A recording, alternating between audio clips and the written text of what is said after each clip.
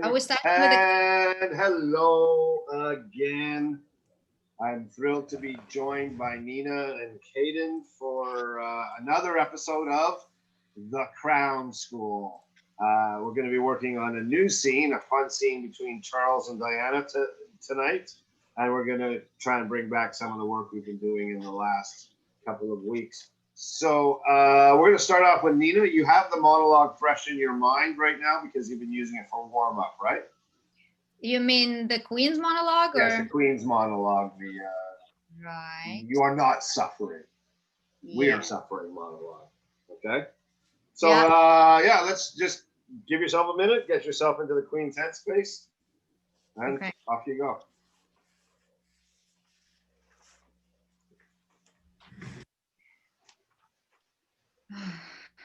Okay. To begin with, you're not suffering. We are suffering, having to put up with this. Let me make something clear.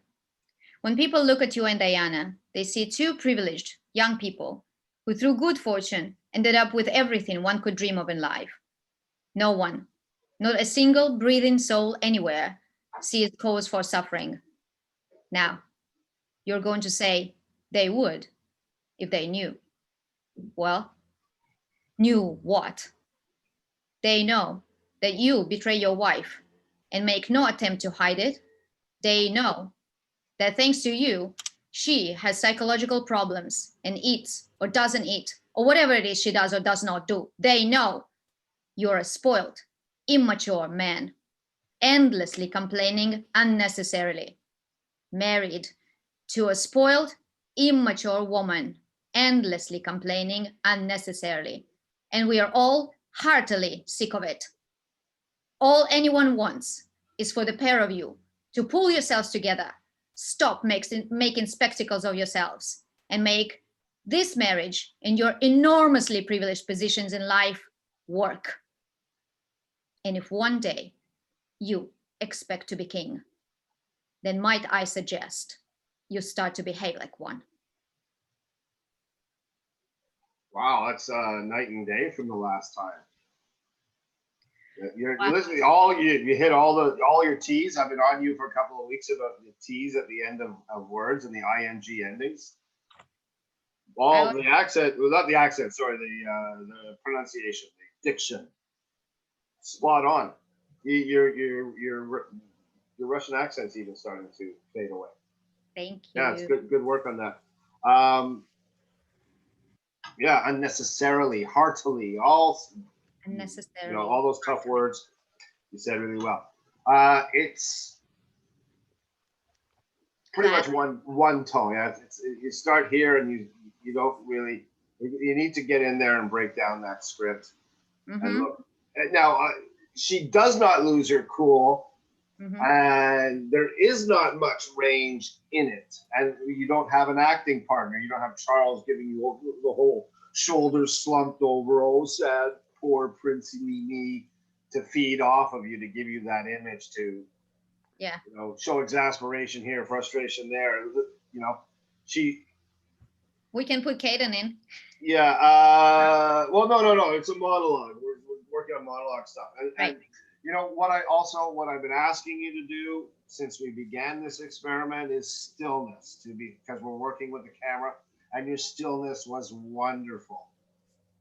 Okay, and the performance had meaning, it had gravitas. Now we need to find nuance. Okay. Yeah. So I'm really pleased with where you've got it right now. Remember that she's with her corgis. So maybe you could give yourself some business with, playing with one of the corgis, and then not playing with the corgi, putting it aside and directing your attention back to Charles for a key moment in the speech. Mm-hmm. Right? So you can highlight a line in the speech that you deem to be more important with, the impatience. You can start off with it. Be careful, because it's really tough to play negatives, right? They say it's impossible to play negatives. So things like impatience and frustration, these are negatives. Mm-hmm. So that's why I think being in a hurry, wanting to just play with your corgis, You just got accosted by Diana. Now Charles in his simpering little poor me attitude. You just want to play. Kick off your boots. You've been out trudging upon the moors for the day, as you want to do. Maybe you've probably been riding horses. You love riding horses, right? So Right. you're bone tired. You're middle aged. Your simpering little son. Maybe find the antithesis of it. Try and have some fun with it. Oh, you simpering little twat, you know? Okay. You don't have to be so stern and matronly with them. Okay. There might be a time for that, but let's look for nuance. Break it up a lot. Like find 5 or 6 different heights and valleys, peaks and valleys that we can throw into it. Watch this again when you get the video tomorrow. And you see what I mean? There's not much. The voice, it's solid. You're commanding. You've got my attention. Tell me the story more. Show me more. Open up. Open her up now. Okay.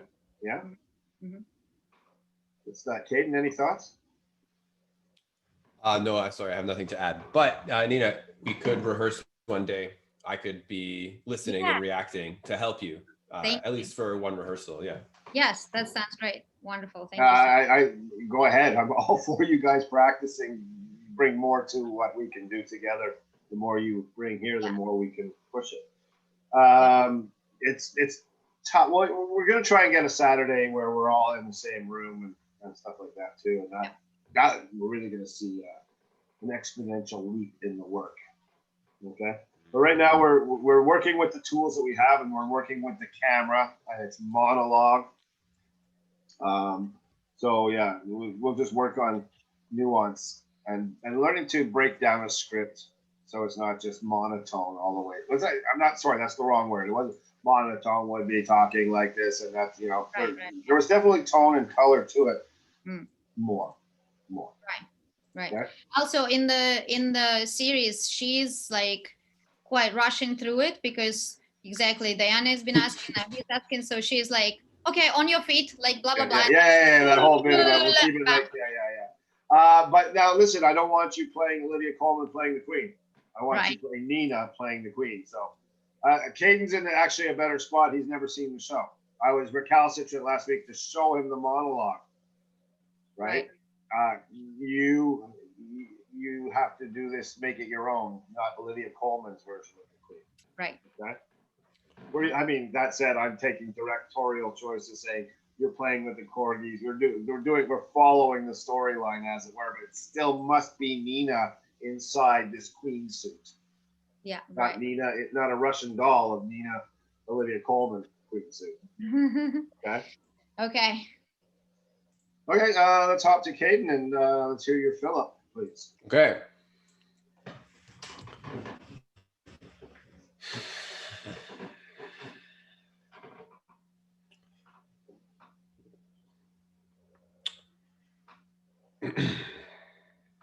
I'll tell you what I think. I've never heard such a load of pretentious, self-piteous nonsense. What you lot need to do is to get off your backsides, get out into the world, and bloody well do something. That's why you're all so lost. I believe there is an imperative within a man, all men, to leave a mark. Yeah, action is what defines us. Action, not suffering. All this sitting around, thinking and talking. Let me ask you this. Do you think those astronauts up there are catatonic like you lot? Of course not. They're far too busy, achieving something spectacular. And as a result, they are at one with the world, at one with their gods, and happy. That's my advice. Model yourselves on men of action. Armstrong, Collins, Aldrin. These men score A triple plus. They've got the answers, not a bunch of navel-gazing underachievers and infecting one another with gaseous doom. If you do opt for action, you can start by cleaning this bloody floor. Okay, good. Are you off book? Yeah. Yeah, okay, good.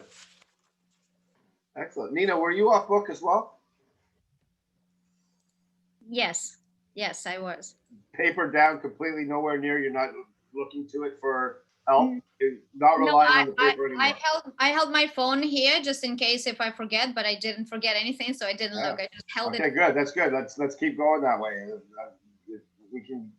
It's off book, then you're truly inhabiting it, right? So we want to get to off book as soon as possible. Okay, back to Kaedan. Yeah, it's wonderful. The section where he talks about the imperative. Give me the start of that sentence. I don't have the script up in front of me. I believe that there is an imperative within a man. And what's the line before I believe that? That's why you're also so lost. Okay. Let's see the decision-making process behind, after you say you're so lost. Do you really want to help these? You know, it kind of accelerated right from you're so lost right into I believe there is an imperative. Right?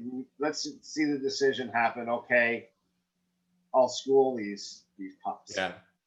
Okay. You don't, because this is your ennui is gripping you so tightly right now.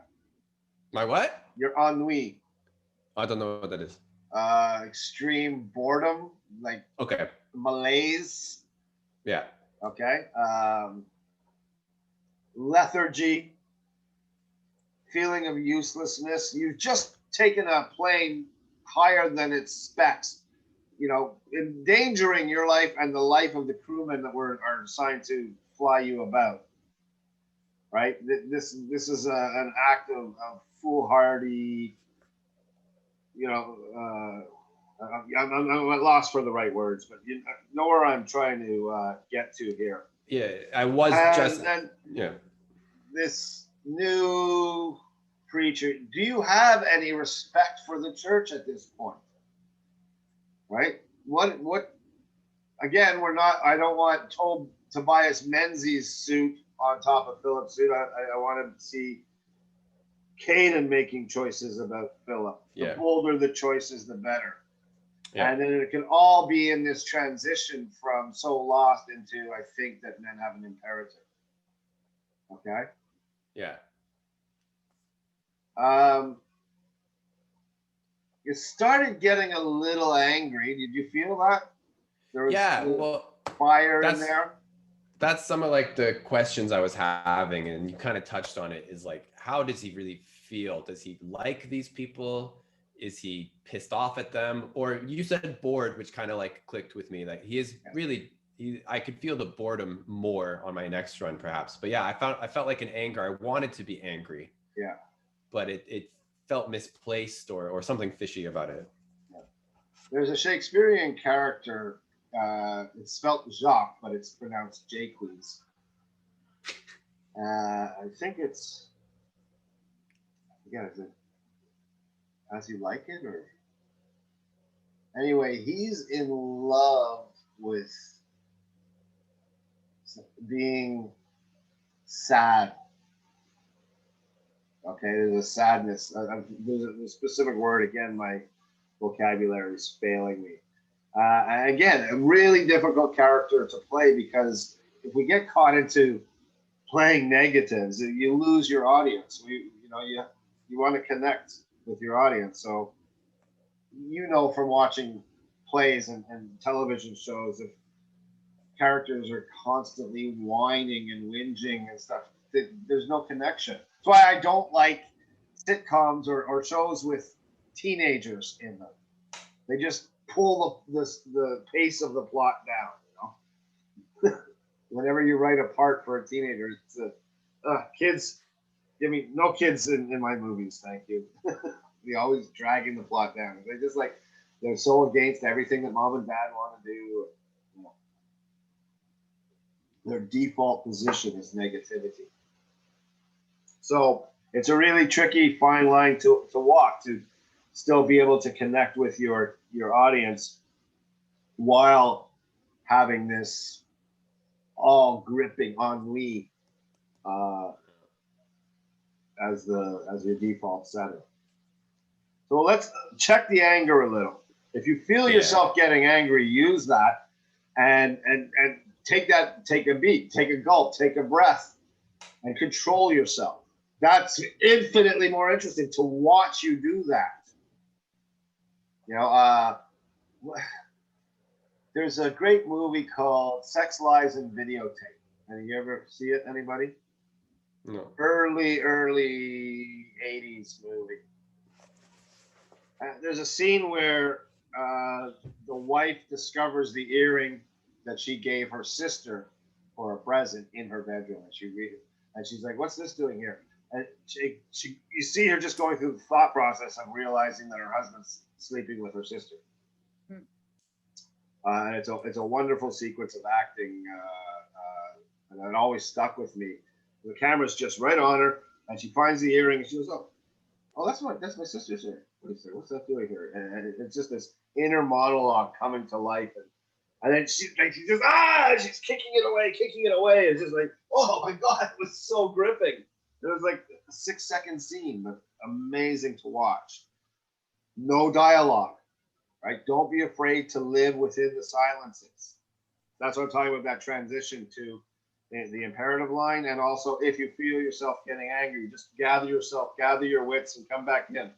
You're much more worldly. These are schoolboys to you they're usurpers on your land. They're freeloaders. Worse, you have to tithe 1/10 of your fortune to them, and just take all you want into that exasperation, and now you're going to take them to school, right? Can I say something? Yes, please do. And I also think maybe Philip's frustration with inaction. He always feels, I feel like he cannot act. He is the queen's husband and he cannot do what he wants to do. He cannot be in the Marines. He cannot have a career. He cannot fly airplane.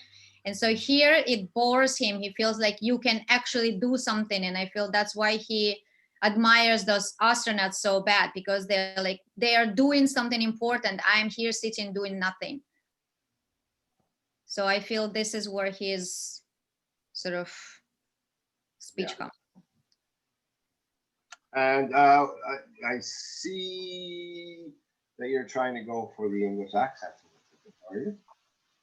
Yeah, it kind of goes hand in hand with the Let's character. move it out. Move the sound creation way out in front. Yeah. Okay? Supported by the diaphragm and everything, but keep. It has to be clear. You tend to drift back too far. See how I got Nina and myself. We're taking up a large part of the frame. Look how much negative space is around you. So let's get in there, right? But he is his body language. Think about his body language. Legs crossed, shoulders don't move, head moves. At one point he goes, "The men up there," and his hand comes up. It talks about it, but there is no movement whatsoever. It's all done in the face. Okay. So yes, the British accent, especially his, you'll need to slow down somewhat and move the creation of the words much further up in your mouth, your teeth, your lips, the tip of your tongue. I'll next time I'll go a little bit farther. I was trying with that and it felt really cartoony. Yeah, well, this is the place to do that, though. This is where, yeah. Okay. Let me laugh at you. No, it's good. I want to see you both trying to go for it. I mean, we've chosen to work on the crown. We should be, none of us being Brits. If we had Cleo would wait till you hear Cleo, because Cleo is basic. I want to say she's East End of London kind of accents. Educated though, not total. What do you? Staff, or I forget the name for the working class, but she's theater trained. And then so when I put the Queen's English on her from the very first time that we started working together, I said, you're gonna have to use the Queen's English here. and it was duty, and it was just so polished and beautiful to listen to. Yes, yes. Right, I'll so tell you what she will be much more help with us developing the British accent than I ever could. Good.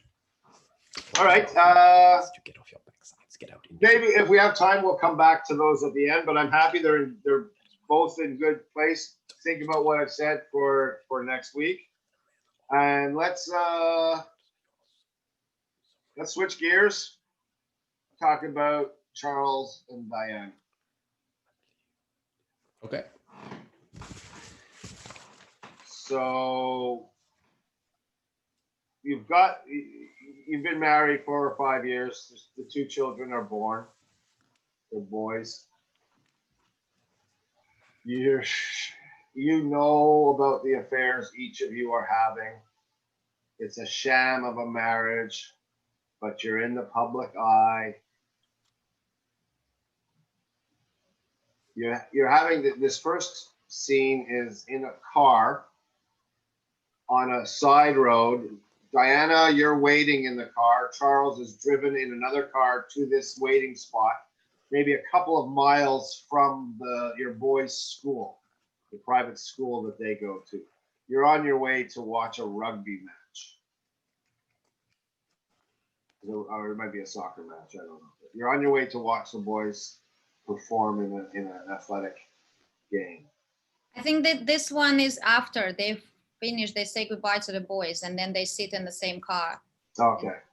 Before, is it after? Okay. Anyway, so this is the beginning of, this is like the literally firing a shot across each other's bow. Okay. The episode is called War.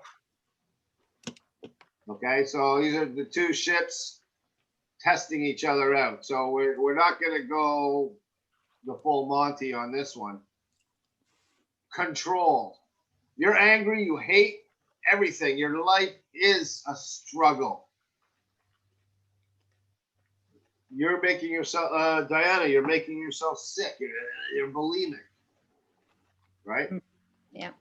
The public scrutiny must be intense. And you have to meet, you can't have this conversation anywhere. It's like 2 secret agents really meeting on a side road late at night. You know, only here they're surrounded by their handlers and stuff like that. You know. So yeah, let's just have you rehearsed it together at all? Okay, we'll just we'll give Kaedan a minute. That chewing nut preacher might help with your British accent. What? Here. Yeah. Actually, the only British accent I ever did for a show was for a puppet show. It was a very cartoony king. And I don't think it's appropriate for the crown. But it's in front of the teeth.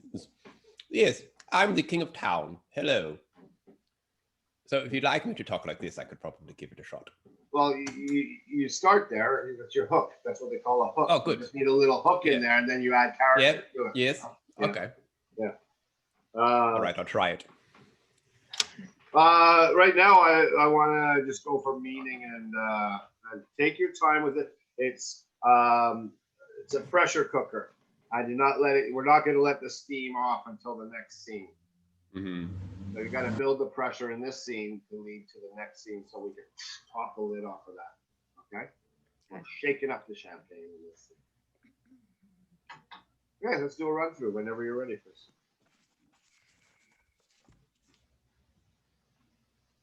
Is that it? We're not going to talk again? Ever?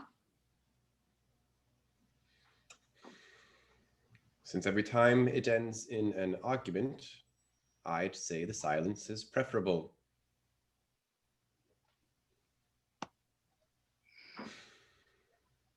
What's this I hear about a trip to New York? Oh, don't look so surprised. The government requested it. Everyone knows I'm going. No one knew you were going on your own. I'd sooner be doing it. Ugly, avaricious piece of self-advancement, that is. I'd sooner be doing it with my husband by my side. Doing it? Doing. I'd sooner be doing it with my husband by my side. Doing what? The past few months, you've barely been in a fit state psychologically to go to the hairdresser, much less represent the crown. Although I gather you still found time to see certain other people. I think this conversation has gone as far as it can. You were the one who insisted on talking. I always said silence was preferable. So let's watch that stepping on the line, especially that line. That's the. So sorry. There's $300 or $400 words in that line. Can I have that? Hear that line again, please? The one that got slightly stepped on. What an act. Yeah. Exquisite selfishness. Yeah, that Or, one. The whole line. Yeah. I'm not sure one can say this. Oh, I'm in the wrong screen already. Sorry. No one knew you were going on your own. What an ugly, avaricious piece of self-advancement that is. That one? Yeah. Hang on. You don't want to end this thing, do you? Exit full screen. I want to look at the script myself. The exquisite selfishness of your motive and the calculated vulgarity of the entities. That's the one. Such beautiful language. Your capacity for self-delusion. That's in the next.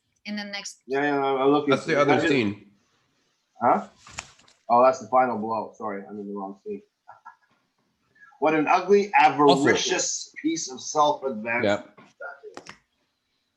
Okay. The Charles that I just saw was hemming and hawing and not taking control of the conversation. Okay. A bit waffly. Let's be more direct. Sounds good. Okay, Happy to try that. Diana, I just watch your ING. Yes. Diana on the defensive. Okay. You're using what do they call that? Passive aggressiveness. Right. We're not going to talk again, ever. That's passive aggressive, right? Yeah. So that's your weapon. Charles is going to use his education, his good words, his his bloodline over you, right? He's going to call you an outsider, like you're going to New York on your own. How dare you? You know. So yeah, let's let me bring the camera back on here. You guys get it now? Yeah. And also technically, right now, Kaedan, you're in a good frame. Last time you had the pages up on the bottom of the screen, so. Okay. Try not to have that. Okay. Yeah. One more time, please.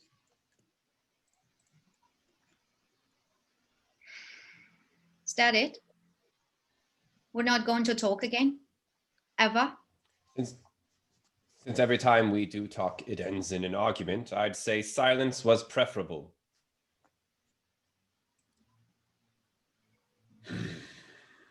What's this I hear about a trip to New York? Oh, don't look so surprised. The government requested it. Everyone knows I'm going. No one knew you were going on your own. What an ugly, avaricious piece of self-advancement that is. I'd sooner be doing it with my husband by my side. Doing what? The past few months, you've barely been in a fit state psychologically to go to the hairdresser, much less represent the crown. Although I gather you still... Stop. Let's bottle that. Much You less got the steam represent... off. Okay, keep that inside. Gulp it down. Doing, Nina, doing. Say the line 3 times, please. I'd sooner be doing it with my doing it. I'd sooner be doing it with my husband by my side. I'd sooner be doing it with my husband by my side. Okay. I'd sooner. You got it now. You have no anger in this. You're the victim. Play the victim, not the femme fatale. Oh, not but you're the one that's the aggrieved party here, right? How can he not see? Right? That's the passive side. Passive aggressive means there's no aggression, right? It's all your aggression comes through your passivity, right? So let's go for that. And Charles, you're just more intelligent. You're older. You're better. She's a silly little child. Yeah. And she's daring to use her good fortune of being married to you to push her own agenda and raise her own celebrity. How dare she? Yes, it's you minx. You saucy little minx, you. That sounds too sexy. Sassy little minx here. Well, but I know what you mean. There's got to be sexual energy in the scene, of course, right? This is Charles and Diana, the Romeo and Juliet of our time, right? Okay, like, are they? Because you said the marriage was crap. Yeah. Like, but there's they have the public thing to worry about too, right? And they have to appear to be. Yeah. And they, the Australia scene, I couldn't get that script for it. The one that Nina wanted is a beautiful love scene. Okay. Well, how long ago was that? So, I mean, it's the fairy tale wedding. Every woman dreams of marrying her prince, right? But I think it just comes crashing down so horribly, a la Romeo and Juliet. It's a tragedy. That's what I get out. Yes. Even though Netflix and Peter Morgan insist it's fictionalized docudrama, I feel sad for these people. Yeah. Their situation. It is a tragedy. It's a Shakespearean tragedy. Right? I think by this point, Diana is someone he loves to hate. I think he's so kind of wants to be with Camilla, and she's like, the weight on his legs. Yeah, he loves who he is when he's with Camilla. He's the bon vivant of the party. Right? Exactly. He's got the ears of captains of industry and generals and admirals. Everybody loves him. He's the life of the party when he's with Camilla. And Diana is this marriage is keeping him. But listen, the hatred is definitely there.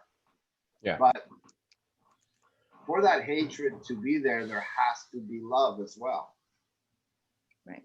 They're the same emotion, just different manifestations of the passion, right? That you have for somebody. Because what's the opposite of love, Nina? Yeah, hate. No. Love. Apathy. Apathy. Apathy is the opposite of love. Indifference. Oh, you children. Oh my children, come sit before me. Apathy is the opposite of love. Is it boredom or apathy? No, apathy is like intentionally not caring about something. That's like la la la la la. Right? As a random quote, random pull from a random movie. Oh, is it? Yeah. All right, now let's go again. Nina, before we start, say your trouble line 3 times. I'd sooner be doing it with my husband by my side. I'd sooner be doing it with my husband by my side. I'd sooner be doing it with my husband by my side. Now say it like you really wish that was the truth. I'd sooner be doing it with my husband by my side. You're pleading to him to love you. Try it again. I'd sooner be doing it with my husband by my side. You're getting there. Come on, be vulnerable. Open yourself up to him. I'd sooner be doing it with my husband by my side. They're getting in the right direction. Keep going in that way with it, okay? Okay. Okay, from the top, please. Oh, before we start, sorry. Good break before, what's this I hear about you going to New York? Thank you. That silence is golden, right? Because you just said, so we're not going to talk anymore. Well, you're the one that just let it sit there. Let it sit there and sit there as long as you can. I wish we could, maybe I can do split screen from this one. Yeah, what do you do? You can hide your own camera. Can I? Yeah, right click on yourself. Hide self view. Yeah, that's what I've been doing. Beautiful. Okay, Yeah. great. That's great. Okay. It's gonna be good. Let that hang there, then, guys. Let it hang. Let that silence hang, because it looks like the two of you are sitting side by side in a car with just different backgrounds. Well, am I on the right or the left? Me too. I'm at which way? You're on. Am I talking this way? Nina's. Oh, you can't see me. Nina's on my right screen, right. So look. This. Don't look the other way. Who, me? Kaedan, look the other way. Now you're looking at Nina. And now me? you're both. Nina, look. This way? Yes, that's the way each other are. You're in that direction. You're over there. Well, Like that? 90 degrees to the side. 90 degrees. Yes, Kaedan, you got the right direction. And Nina's me? over there. Yes. Over there. He's over there. Yeah. Oh no. So turn yourself 45-degree profile in that direction. There you go. Perfect. Yeah, let's see how this goes.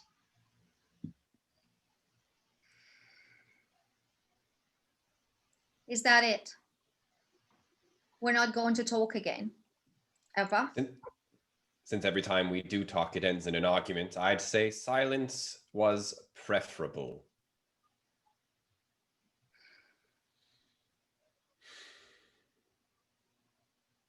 What's this I hear about a trip to New York? Oh, don't look so surprised. The government requested it. Everyone knows I'm going. No one knew you were going on your own. What an ugly, avaricious piece of self-advancement that is. I'd sooner be going with my husband by my side.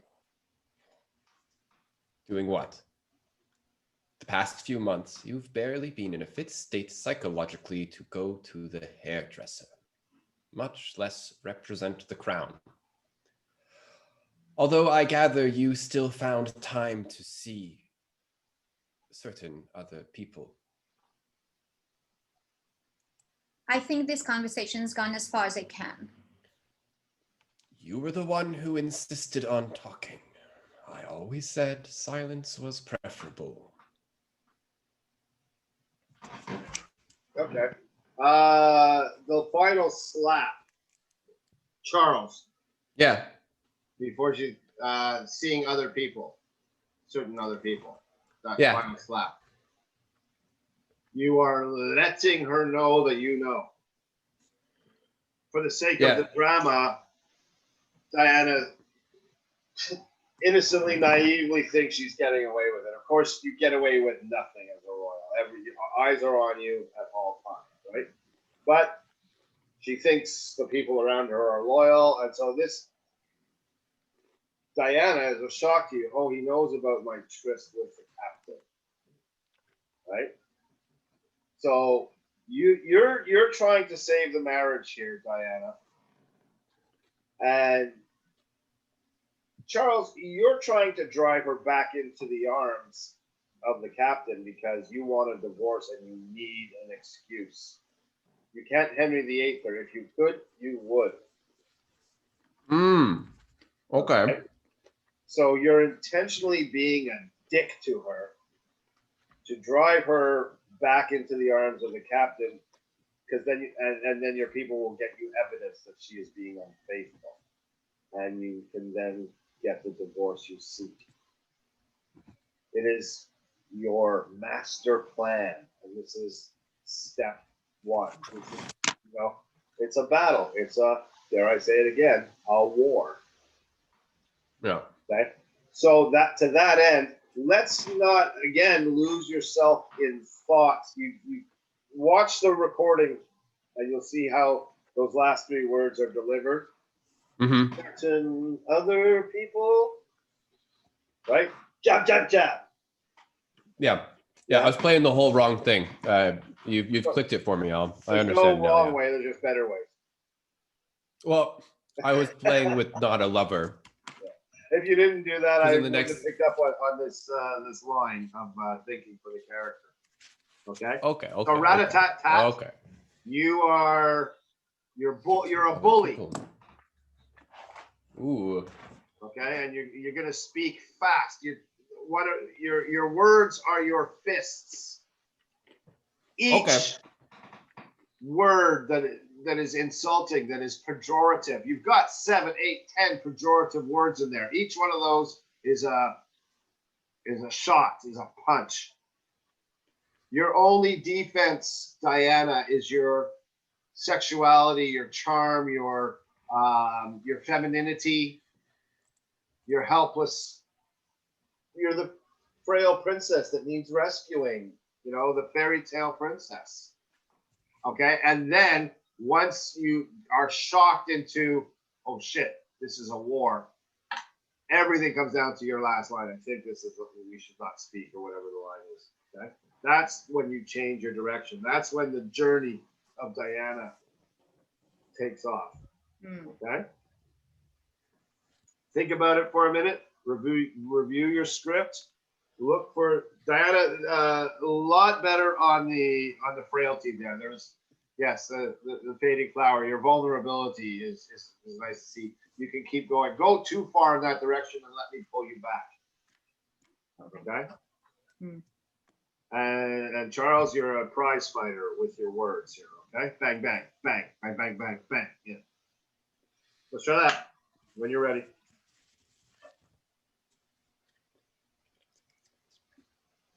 Are we doing it? Whenever you're ready. You need an action? When you are. Okay. Is that it? We're not going to talk again? Ever? Since every time we do talk, it ends in an argument, I'd say silence was preferable.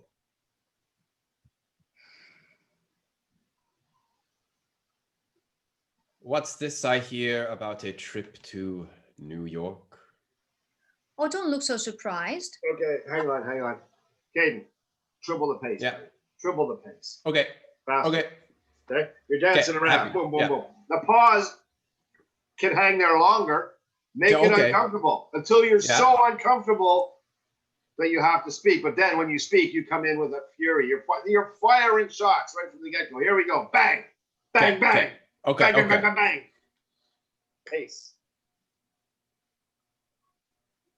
And Diana, beautiful. Really good. Excellent. Thank you.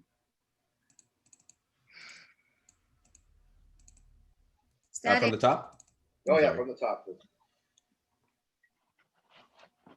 Is that it? We're not going to talk again? Ever?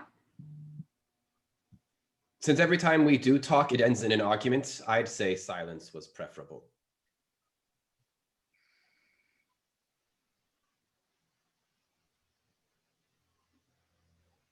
What's this I hear about a trip to New York? Don't look so surprised. The government requested it. Everyone knows I'm going. No one knew you were going on your own.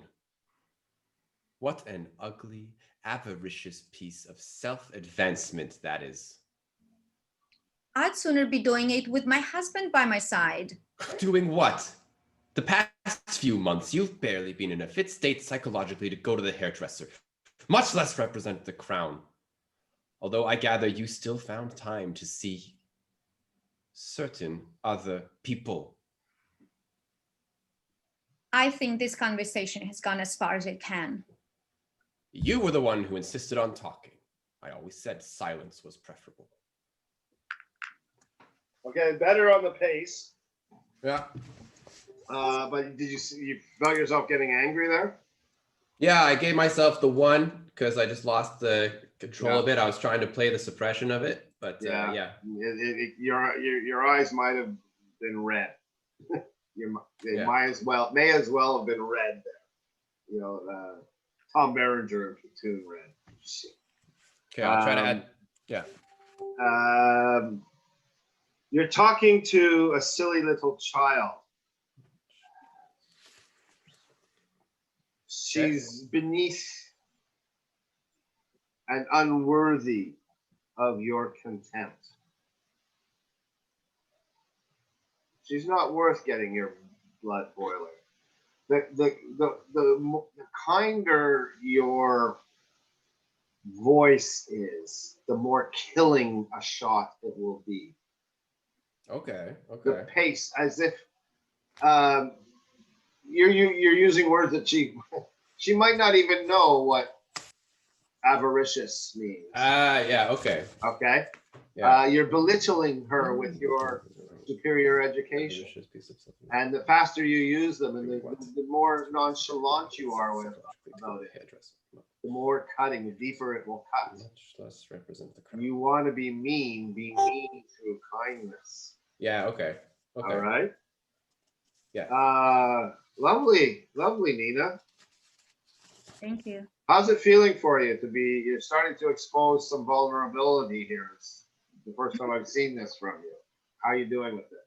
Can you go further? I think so. You're almost there. It's really interesting to see you fight. I've been there before, trust me. Yeah, but not publicly on a stage. This is different. This is not therapy. This is acting. Okay, this is being able to dive into that for the moment and then come right back out and be your happy Nina self again. Unzip that suit, right? Yeah. It's tapping into that Stanislavski technique of tapping into your real life emotions, but in control here and choosing to be vulnerable. Okay, I think you can go a little bit further. Again, you are a equal combatant. As much as I'm directing Charles to be the aggressor here, there is an aggression in passivity, right? So the more passive you are, the more you're being aggressive. And also the more passive you are for the first 4 or 5 lines, for the whole speech, will give the dichotomy, the juxtaposition of the last line when you say, okay, this is war. You say, all right, gloves off. No more Miss Nice Girl. Okay, I'm going to be aggressive from here on in. The next time we see you, next time we see the two of you together, you're ready to fight.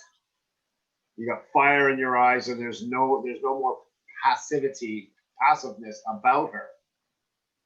Right? So this is the literally throwing down the gauntlet and you picking it up. That last line is you picking up the gauntlet. You want war, you got war. So you see how if we can lean this. Can you see me? I guess you guys can't see me, so there's no point in me. Oh, we can. Yeah. Oh, you can see me. Okay. No. Yeah. We can see you. Well, we can see you. All right. Okay.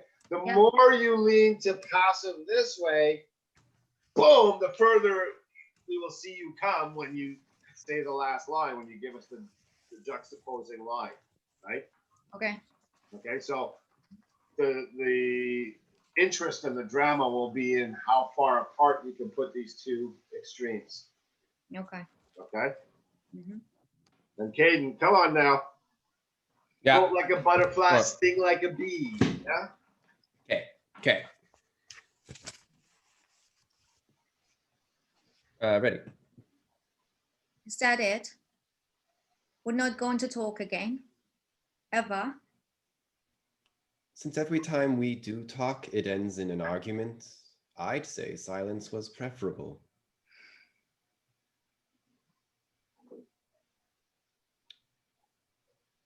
What's this I hear about a trip to New York? Oh, don't look so surprised. The government requested it. Everyone knows I'm going. No one knew you were going on your own. It was an ugly, avaricious piece of self-advancement, that is. I'd sooner be doing it with my husband by my side. Doing what? The past few months, you've barely been in a fit state psychologically to go to the hairdresser, much less represent the crown. Although I gather you still found time to see certain other people.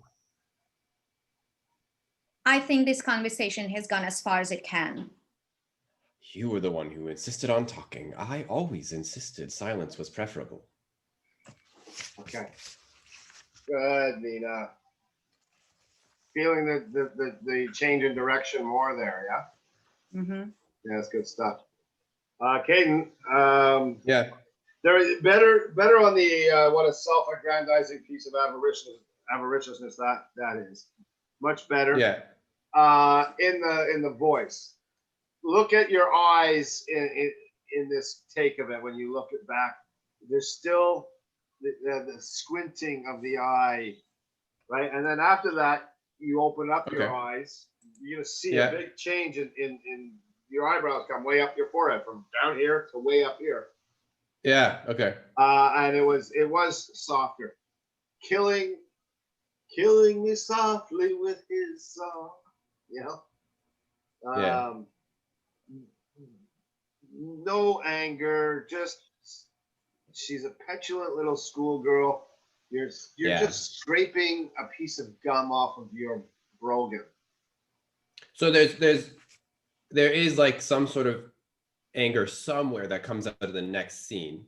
Oh yeah. The next scene is so that's in there, but it's really deep than I am understanding.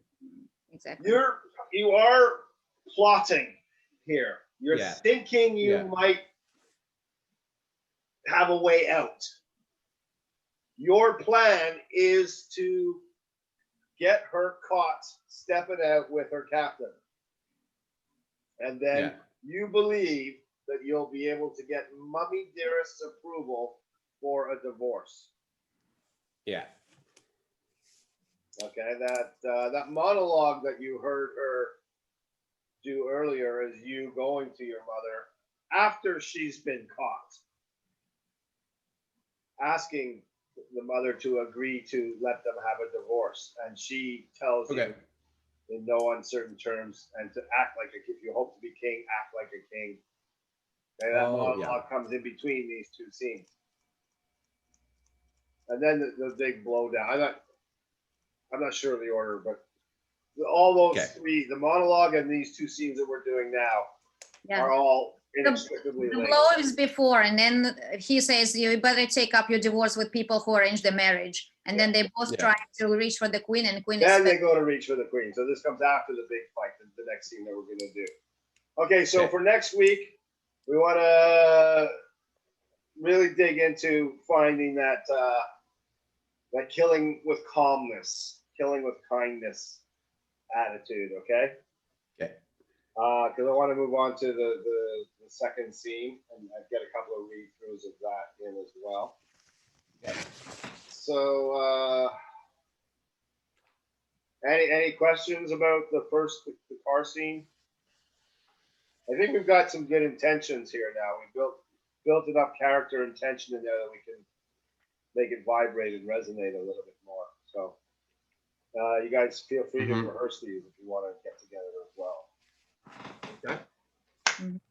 Any thoughts, Nina, before we move on? No, but I think for Charles, she's like, I don't know, think about not a toothache, but something that's kind of in the back and is really annoying and irritating, and you kind of really want to shake it off or throw it away or something, but you can't.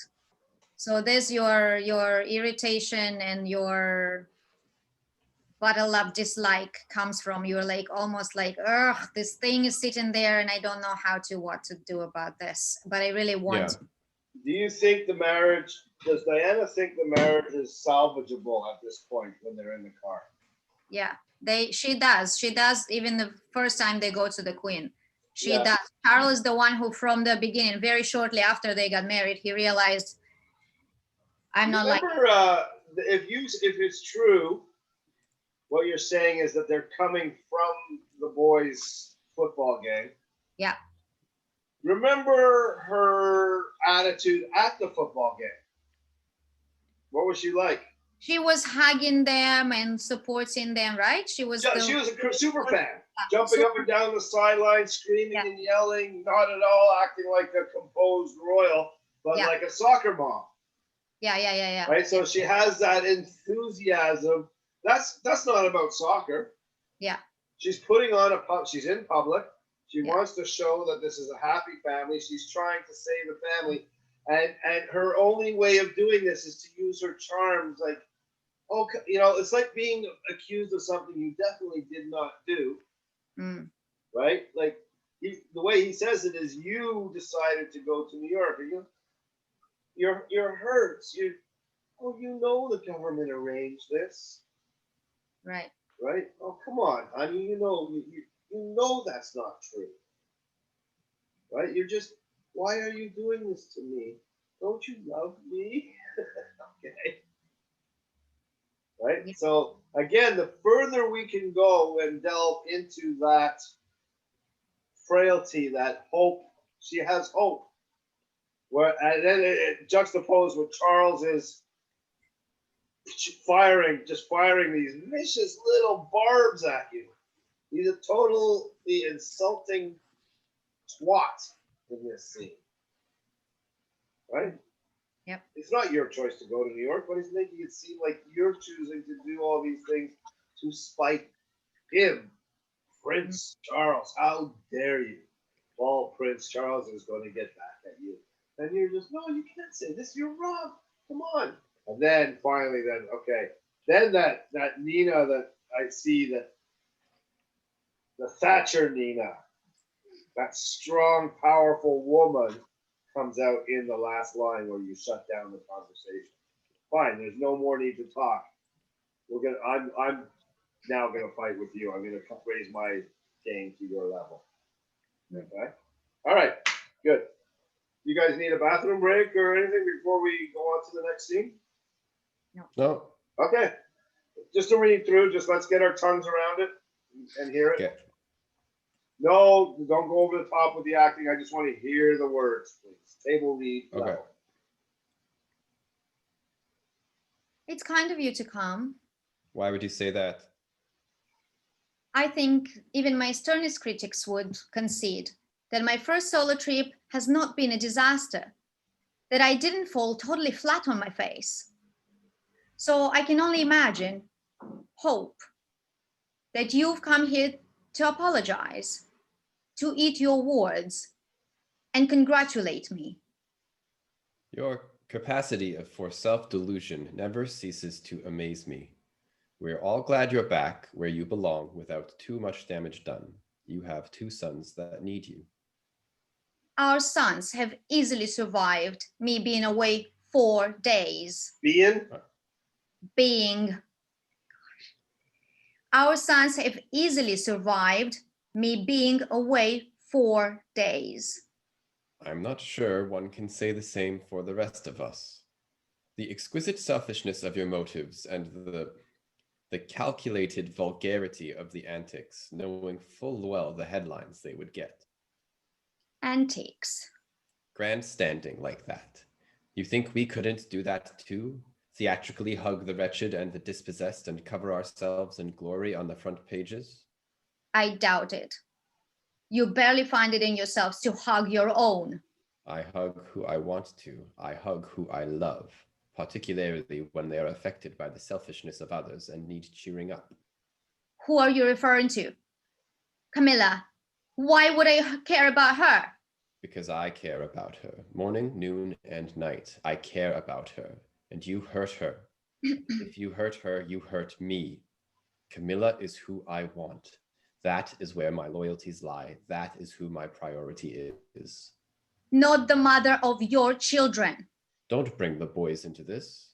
All right, not the woman you married. I refuse to be blamed any longer for this grotesque misalliance. I wash my hands of it. If you have a complaint about not being loved or appreciated in this marriage, I suggest you take it up with the people who arranged it.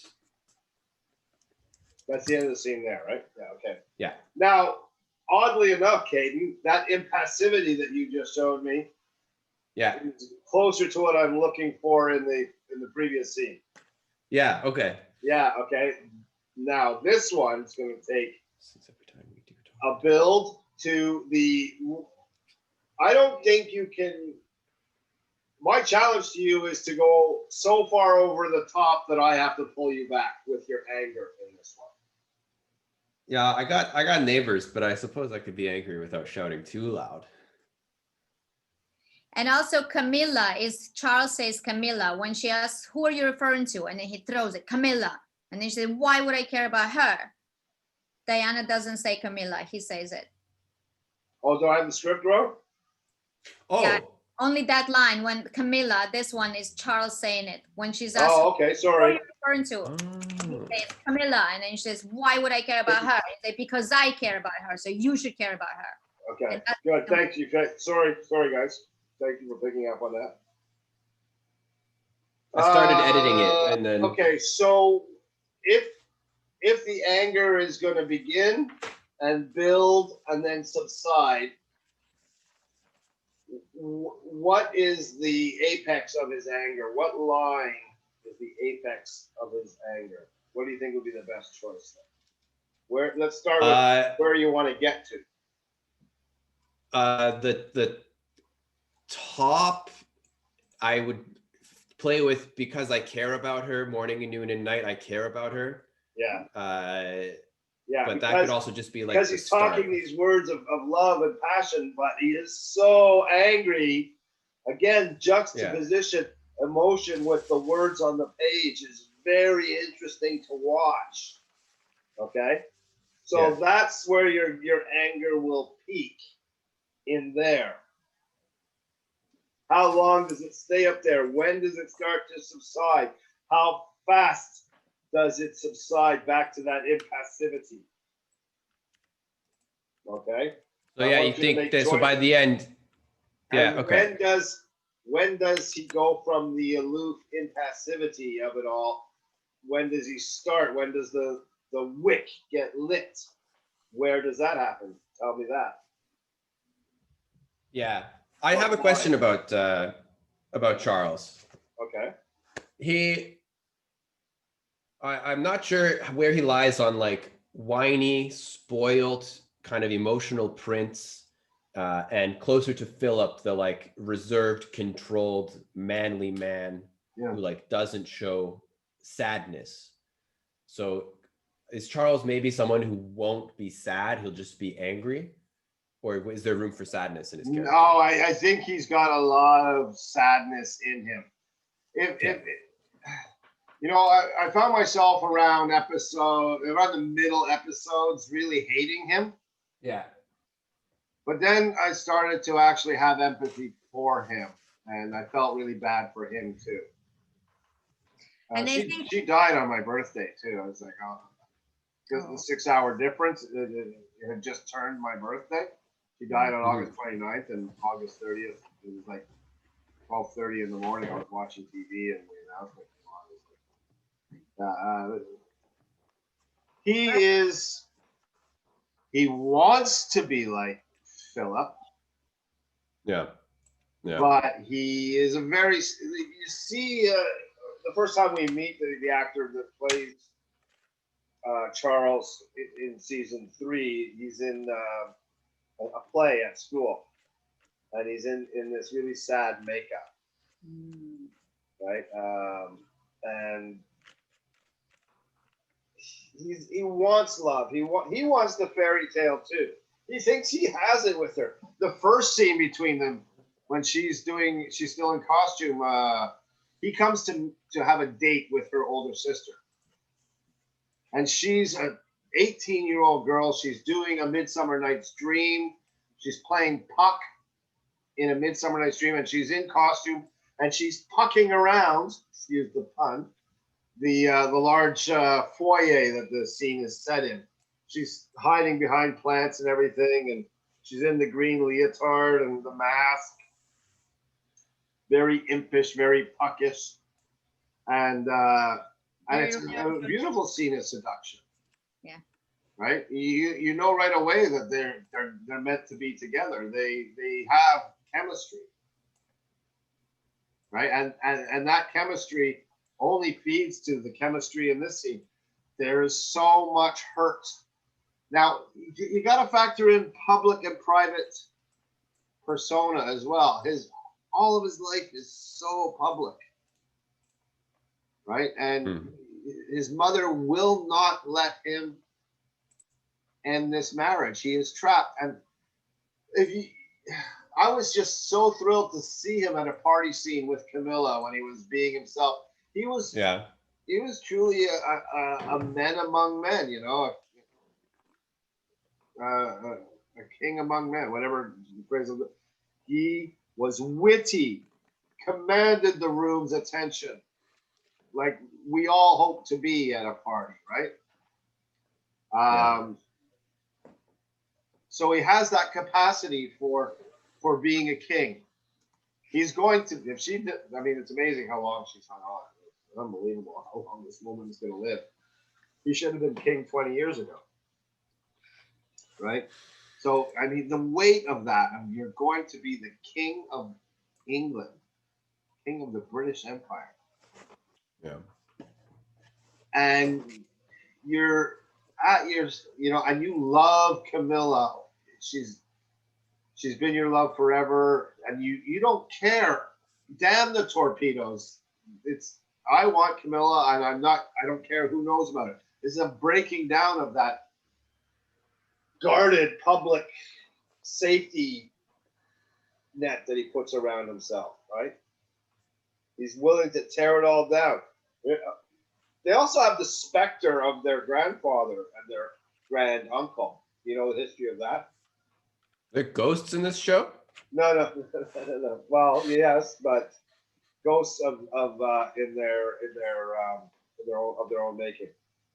Remember, her grandfather only became the bloodline, the royal bloodline, because their uncle, Elizabeth's uncle, abdicated the throne for the American actress, right?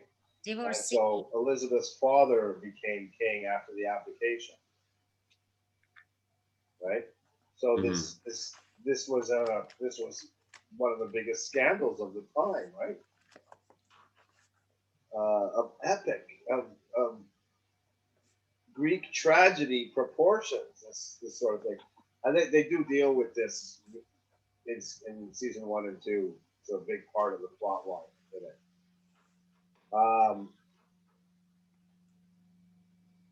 So the idea of a divorce, of any kind of scandal tainting Elizabeth's reign, she is anathema to her.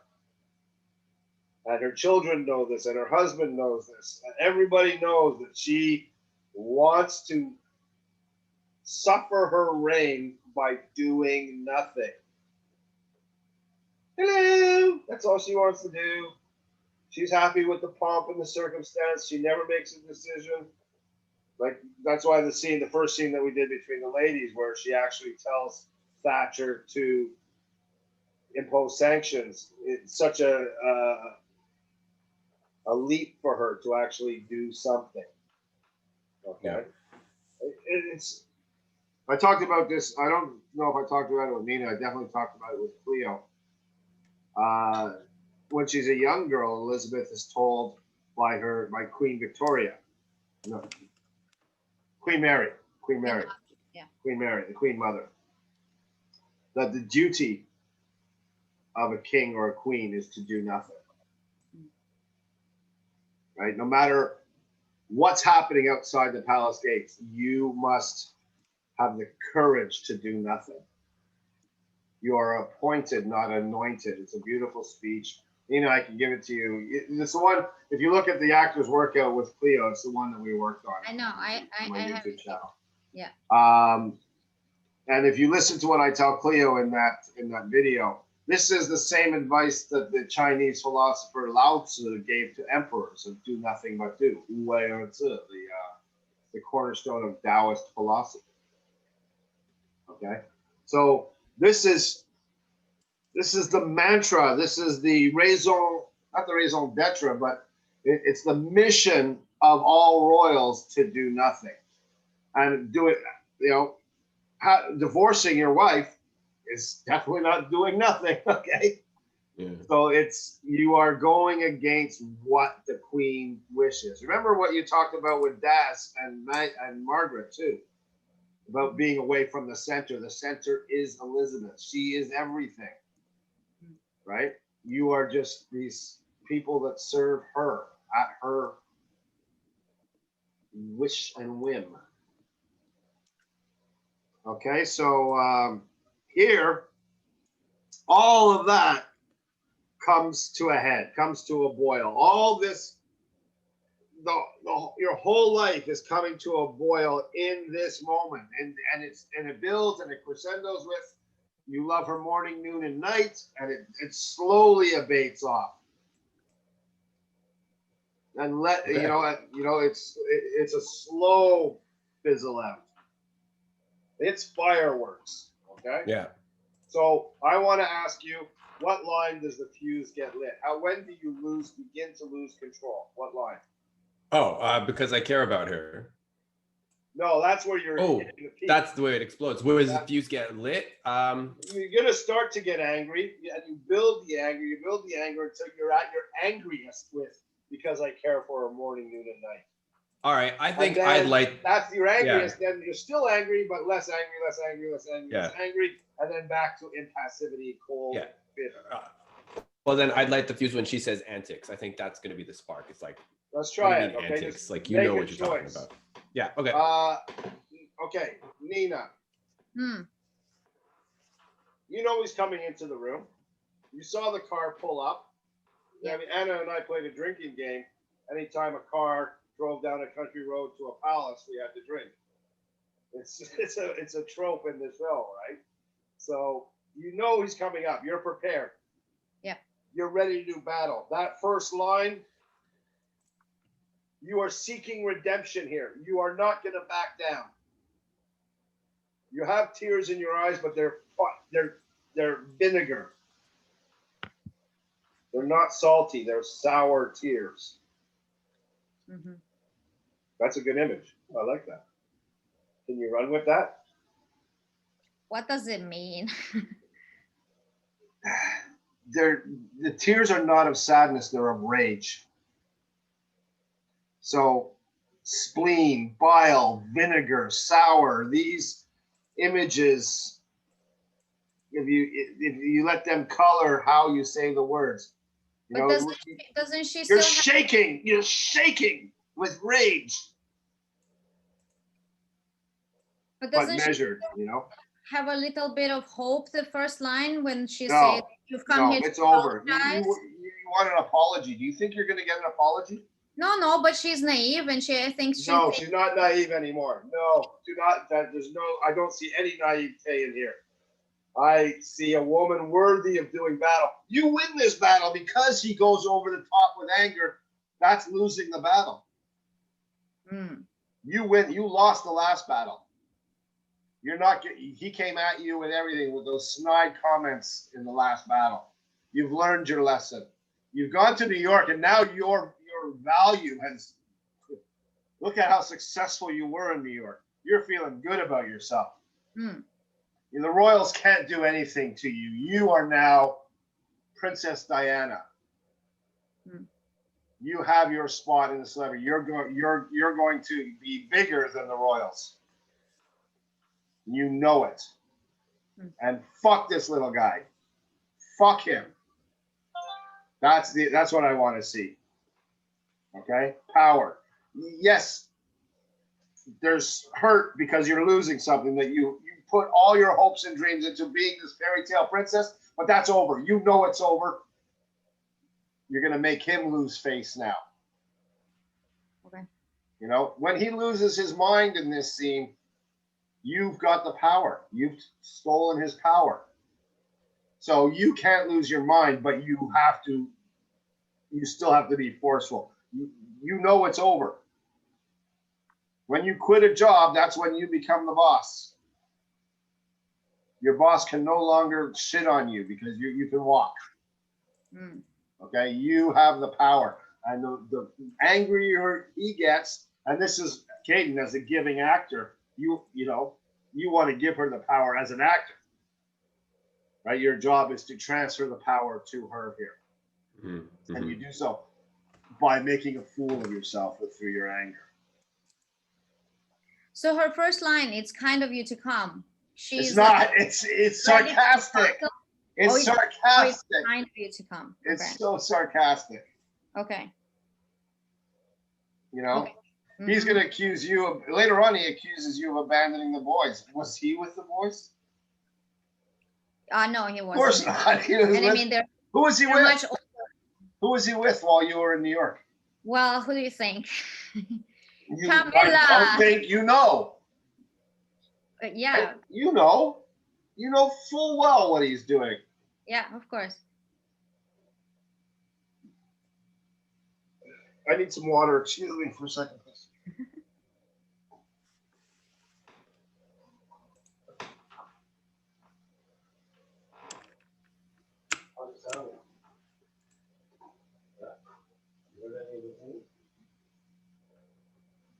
Do you want to run through it one more time? Yeah, I'd just like to get the words in her mouth. Yeah, run them one more time. Go ahead. Okay. You tell me when you're ready. Oh, I'm ready. You're ready? Yeah. Okay.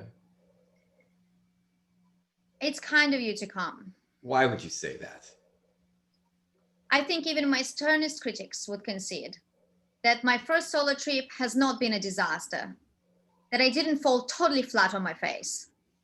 So I can only imagine, hope, that you've come here to apologize, to eat your words, and congratulate me.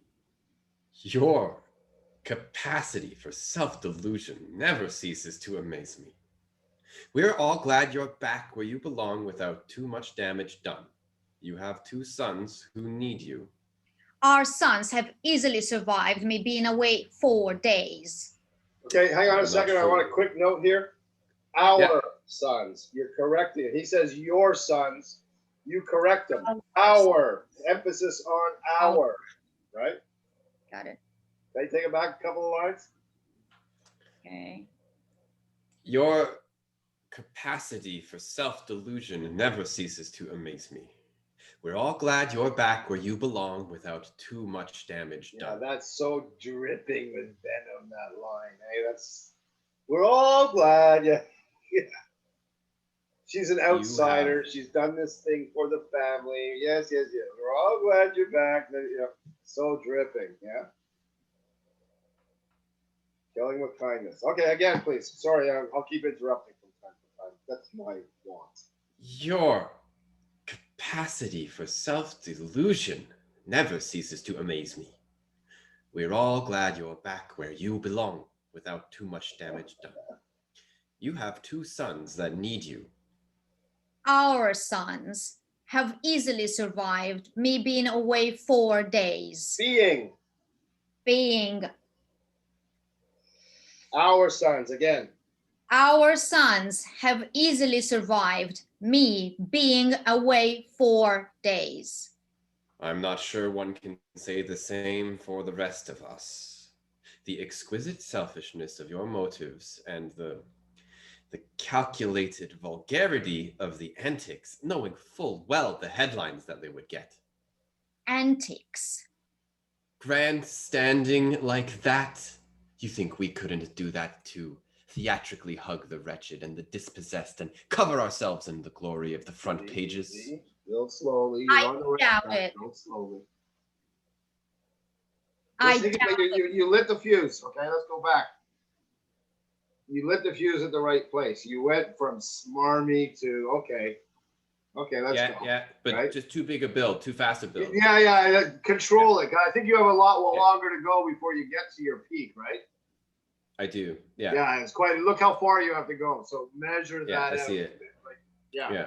It's okay. It's gonna take a lot of work to find the right step-by-step build of this.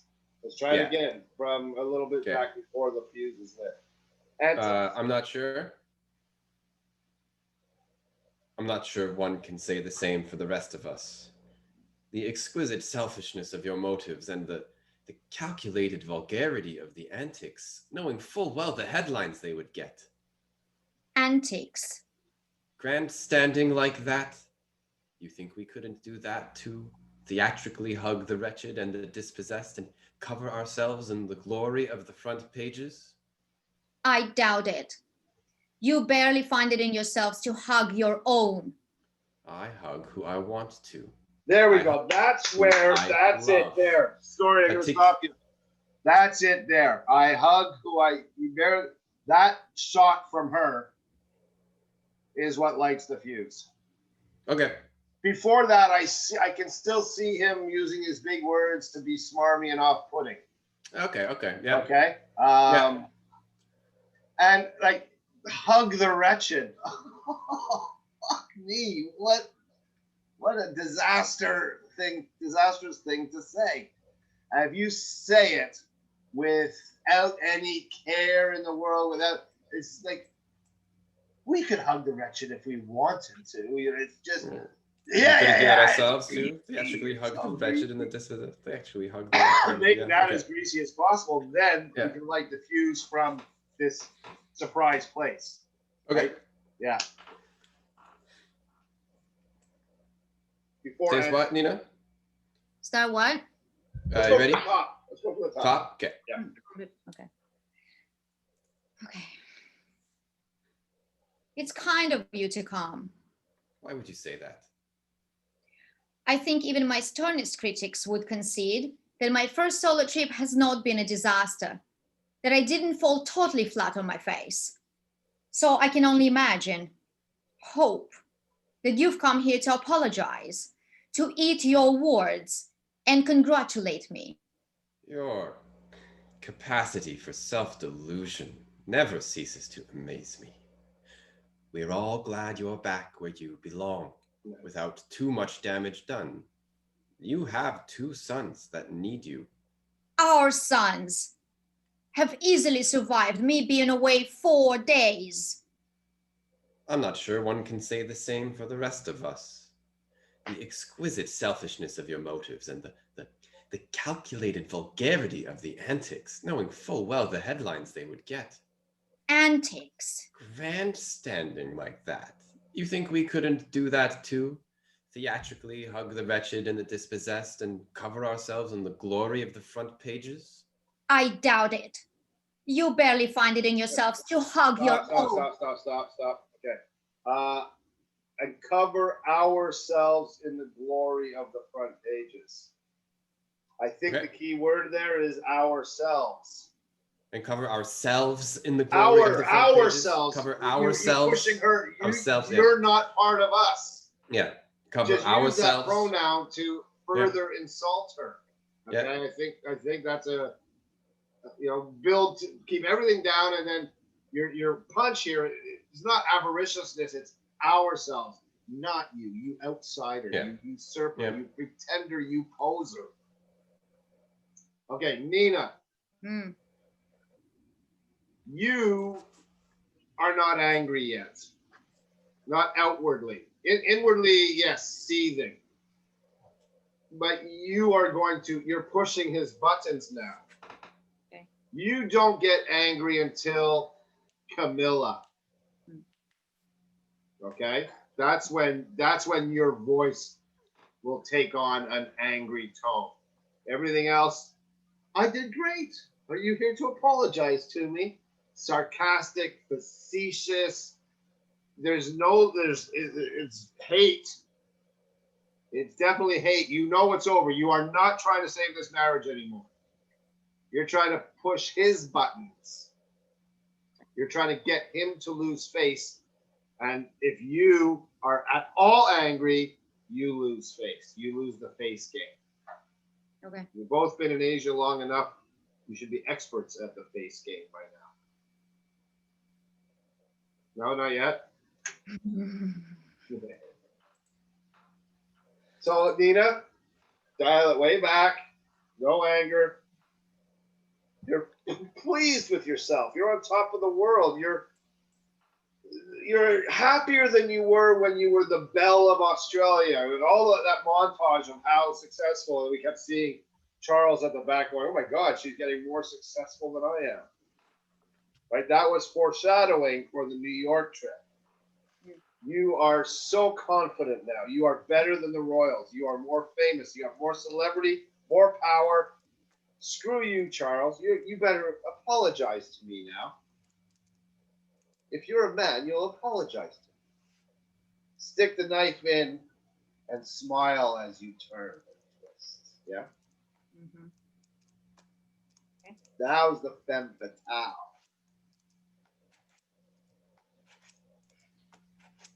Okay. I'm getting excited. Action! It's kind of you to come. Why would you say that? I think even my sternest critics would concede that my first solo trip has not been a disaster, that I didn't fall totally flat on my face. So I can only imagine, hope, that you've come here to apologize, to eat your words, and congratulate me. Your capacity for self-delusion never ceases to amaze me. We're all glad you're back where you belong without too much damage done. You have 2 sons that need you. Our sons have easily survived me being away 4 days. I'm not sure one can say the same for the rest of us. The exquisite selfishness of your motives and the calculated vulgarity of the antics, knowing full well the headlines they would get. Antics. Grandstanding like that. You think we couldn't do that too? Theatrically hug the wretched and the dispossessed and cover ourselves in the glory of the front pages? I doubt it. You barely find it in yourselves to hug your own. I hug who I want to.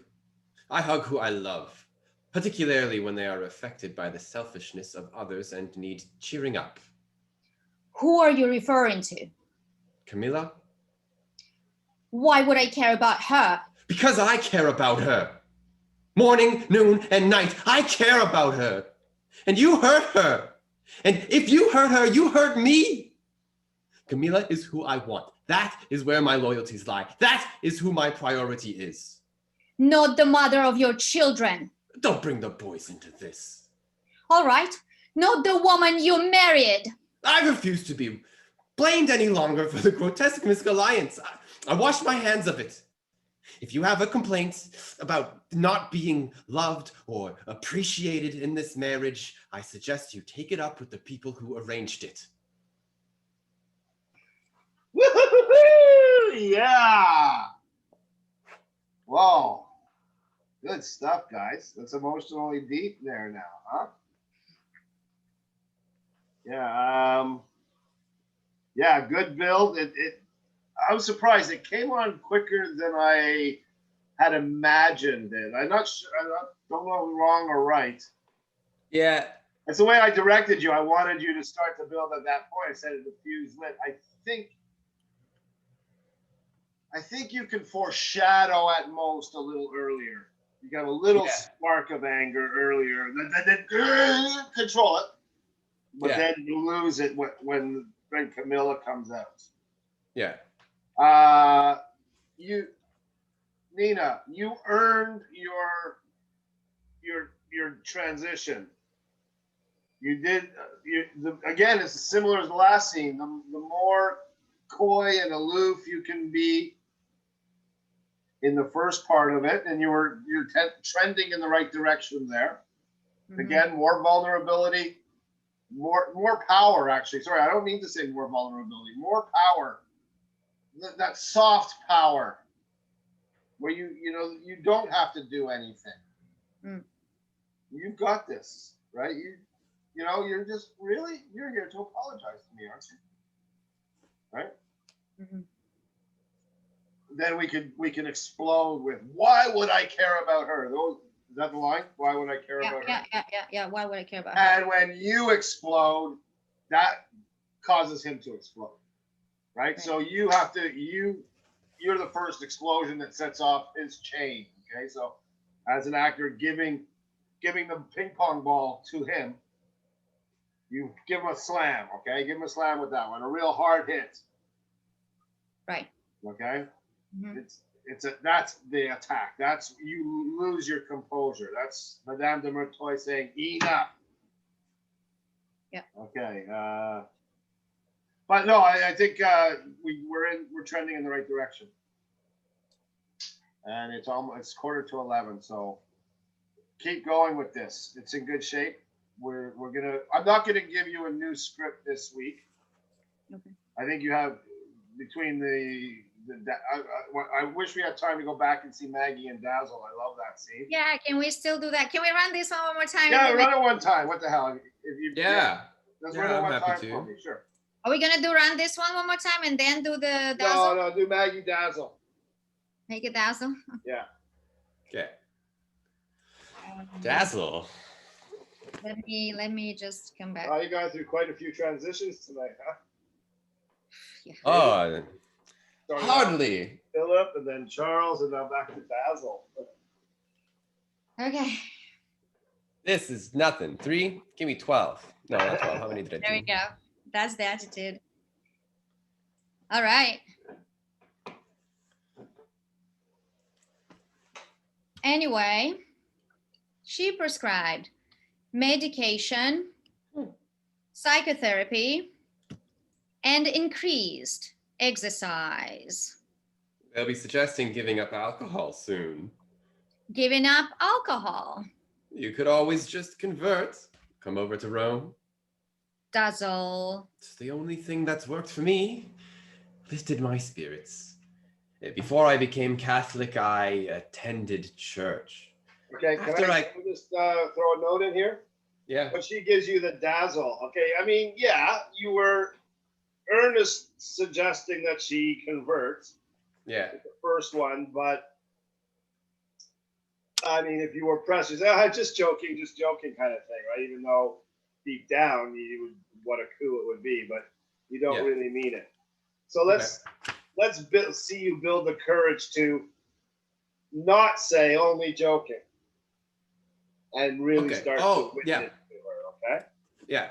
Don't just rush right headlong into the only thing that worked for me. Yeah. Loud and clear. Okay. Again, please. Anyway, she prescribed medication, psychotherapy, and increased exercise. And they'll be suggesting giving up alcohol soon. Giving up alcohol. You could always just convert. Come over to Rome. Dazzle. It's the only thing that's worked for me. Lifted my spirits. Before I became Catholic, I attended church. After I converted, I found a faith. The difference is night and day.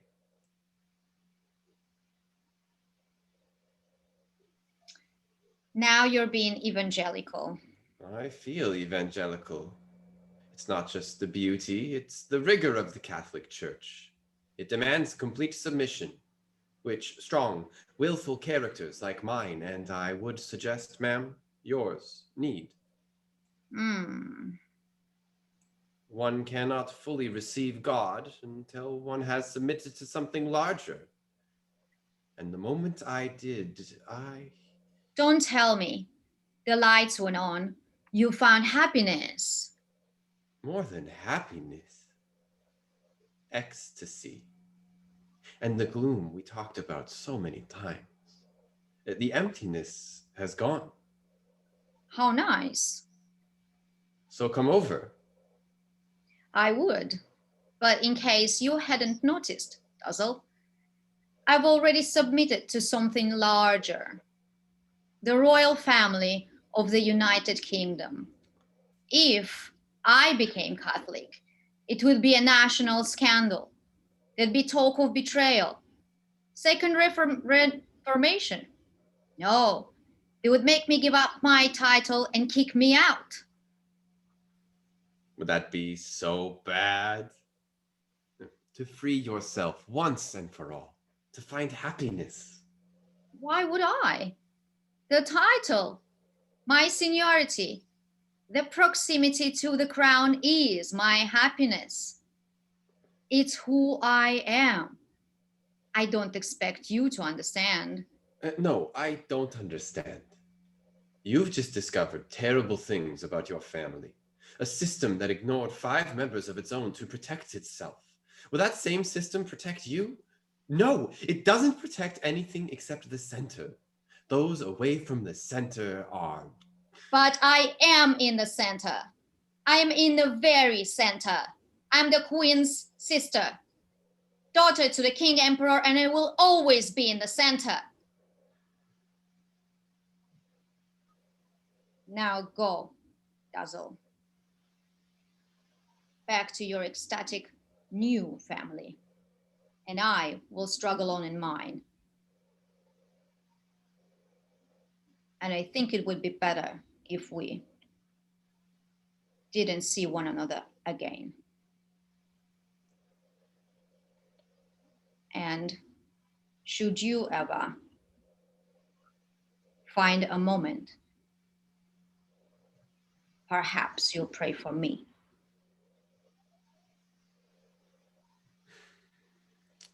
I will, Your Royal Highness.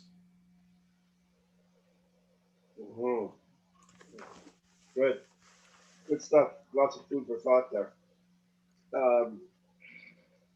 Kaedan, it occurs to me that the first part of his argument, which is zealotry, can also build much the same way the anger built in the Charles scene. Okay. So I spoke to you last week about the zealousness of the newly anointed. When you first discover something, you want to tell everybody about it. Yeah. Right? Like the guy that quit smoking.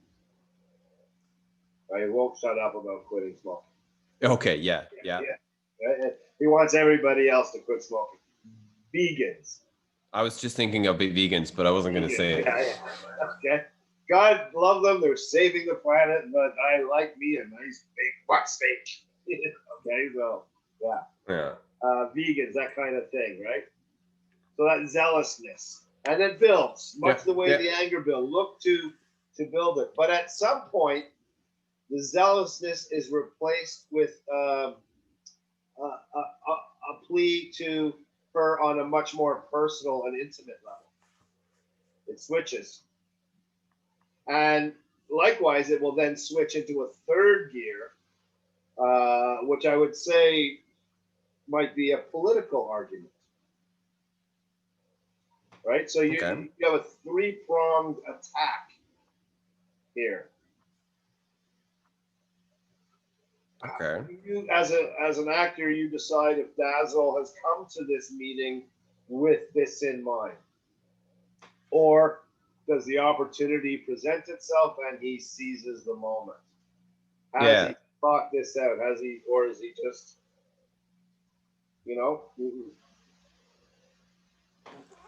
So there's a lot more nuance that you can dig into this script with, right? Look for these builds and then changes of direction, different tactics, right? Well, now when you say it pivots finally to like a political argument, that's still like I see what you mean by political, but to me it still feels very personal. Like he's concerned for her safety. But I think it sprinkles a little politics into the personal. Yeah, or maybe that's okay. Incredibly intimate, and then it backs off on the intimacy. Would that be so bad? I think it's in that section there. Yeah. Right, where I think that's where it takes on a filter of politicization over the personal. Maybe mixing the two of them together, sprinkling it in. Okay. Right. And I'm just making suggestions to you. Yeah. I'm showing you how you can break the script down into different beats, different thoughts, stuff like that. You know this from you're a theater trained actor. You know to do this. So go and play with it some more on your own. And again, there's a lot more nuance that you can bring, a lot more coloration to this. Okay. Yeah. Nina, darling. Some really good stuff there. Again, pronunciation is getting really good. I just want to bring up the script. So give me a second, please, to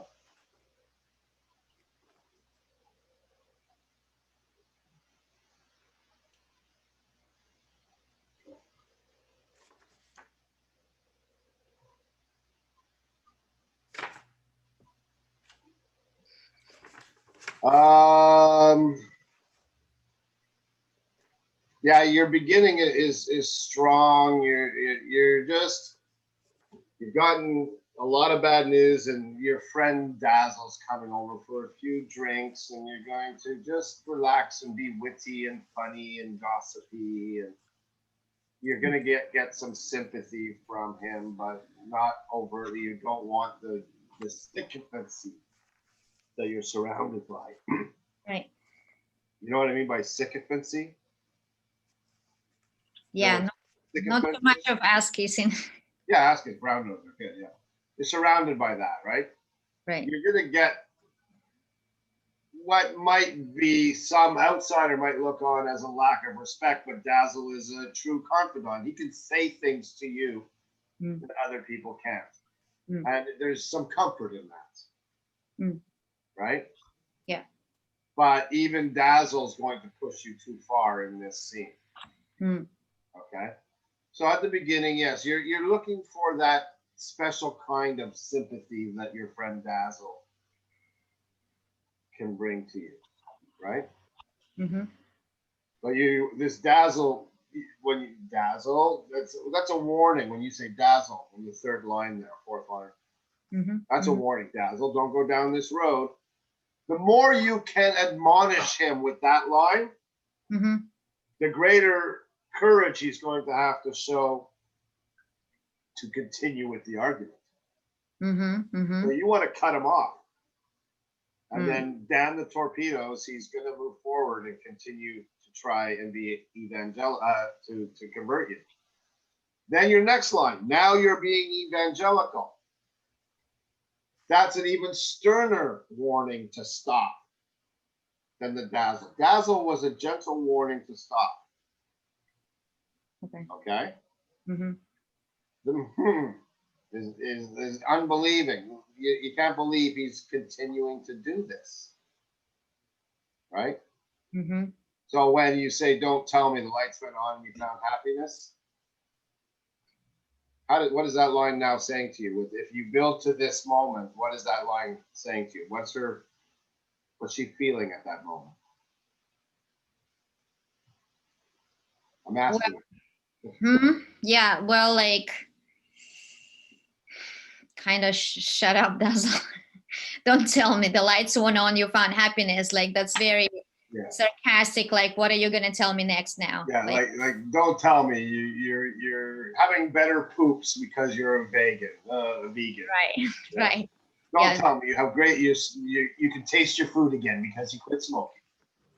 Yeah. Kind of fed up with. Yeah. Okay, so sarcasm, and again, you don't want to hear this, but he's going to keep pushing, right? And the more you can serve the ping pong ball back to him like this, and if he can register your displeasure with the direction he's taking this conversation, and he still keeps pushing forward, that's going to raise his urgency. Okay? So it's the how nice. Again, dripping with sarcasm. How nice for you, dear. Okay, and then, all right, so he's not going to let it go. You're going to explain the facts of life to him. I would, but in case you hadn't noticed, Dazzle. Okay?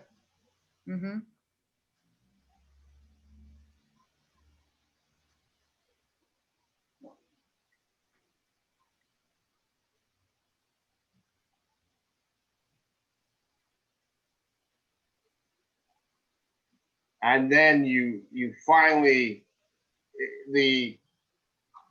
so up until this point, you've been slightly amused by it.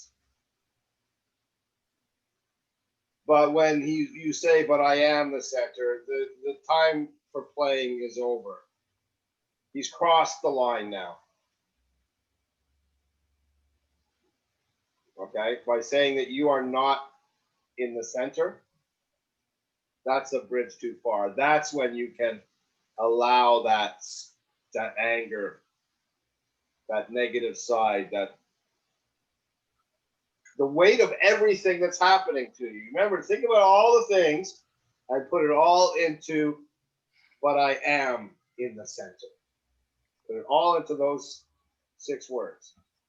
And then the further you go down that road, the darker you get with those 6 words, the further you have to backpedal now. And it's going to be infinitely interesting to watch you try and regain your composure while you're saying, I am in the very center. I am the queen's sister, daughter to a king emperor. And I want that whole bit. That's you regaining control of it. You don't want to ever show that kind of emotion, but he's pushed you too far. 6 words. That's the only time you get to be super angry. Those 6 words. Okay. I think you handled the last part so beautifully. It was, now go back, Dazzle, back to your excited family, and all of that. From that point on was beautiful. Really nicely done. Don't change anything about that. I was shaking in my boots. Yeah. Yeah, it seems there's some really good work happening here, guys. Really good work. So, like I said, no new script for this week. You've got lots to work on. Yeah. Maybe you can try and find the time to work with Cleo. Yeah. Maybe. Yeah. Just do some read-throughs with her. Don't direct each other. Okay. Okay. Yeah. Unless you have a specific note. Like her, Diana, her, Maggie will be different from Nina's. I might go in a different direction depending on what she's giving me, right? And likewise, your Charles and your Dazzle will be different with Cleo than it will be with Nina. Okay. Yeah. Okay. What else? So I guess I will pay for another month then. Okay, I'll have Anna contact you and set that up. Anna wants to do the financing for this. So. Okay. She's in. You're in this group, right? Yeah, she's in the group. So you just say, "At Anna, I sent the money." Okay. Yeah, because Kaedan joined us 2 weeks into it, so it's just rolling. Or do you guys want me to take a break for those 2 weeks and you can? No breaks. No. I think we should be going twice a week. Yeah. Oh, okay. Because I was thinking Cleo missed some, and I was like, you guys want to catch up? You're gonna have time. Look back to the first week and look at how much you're improving. It's an amazing improvement. Heavyweight. Yeah. Yes, you have your hand up, Kaedan. You. Nope. Hand up. Nope. I'm just stretching. With my gloves on. Yeah. I think the key word for today would be nuance. Okay. Breaking down the script and finding the breaths and the beats and juxtaposition, looking for going from here to here. How far a journey? We remember I told you about the movie Sex, Lies, and Videotape. Yeah. Try and download it and watch it, and you'll know the scene when she finds the earring. She's vacuuming her room and she finds the earring. And watch that scene over and over again a couple of times. I think we're the one thing we're lucky to be able to do because we're on the camera is to learn to build in silence, to let the silence just drip down. And both the scenes tonight have those moments where we can let the silence hang even longer. The middle scene doesn't have any. The middle scene is a furious ping pong match, back and forth. Yeah. Yeah. Remember the adage: do not move unless it improves on stillness. Do not speak unless it improves on silence. Okay. Oh, I think there's one more note. One more note.